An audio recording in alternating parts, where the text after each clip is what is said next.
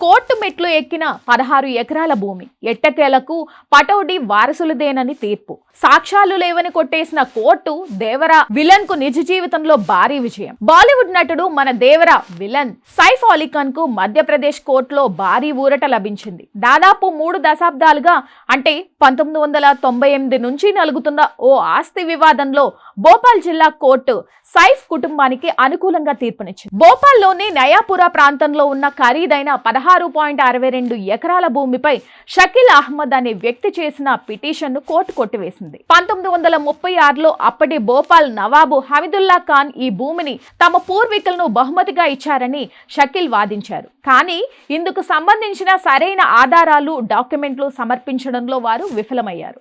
Revenue రికార్డుల ప్రకారం ఆ భూమి ఎప్పుడో పటౌడి కుటుంబం పేరు మీదనే ఉందని కోర్టు గుర్తించింది. దీంతో ఈ ఆస్తిపై సైఫ్ అలీ ఖాన్, ఆయన తల్లి షర్మిలా ఠాకూర్ మరియు సోదరి మణులకే పూర్తి హక్కులు ఉన్నాయని స్పష్టం చేసింది. అయితే సైఫ్ కుటుంబానికి మరోవైపు 15,000 కోట్ల విలువైన శత్రువు ఆస్తి గండం ఇంకా పొంచి ఉంది. దేశ విభజన సమయంలో నవాబు పెద్ద కుమార్తె పాకిస్తాన్ వెళ్లడంతో ఆ ఆస్తులను ప్రభుత్వం స్వాధీనం చేసుకుంది. దీనిపై ఇంకా న్యాయ పోరాటం సాగుతూనే ఉంది. కానీ ప్రస్తుతానికి ఈ 16 ఎకరాల కేసులో గెలుపు మాత్రం పటౌడి కుటుంబానికి పెద్ద ఊరటనిచ్చే విషయమనే చెప్పాలి.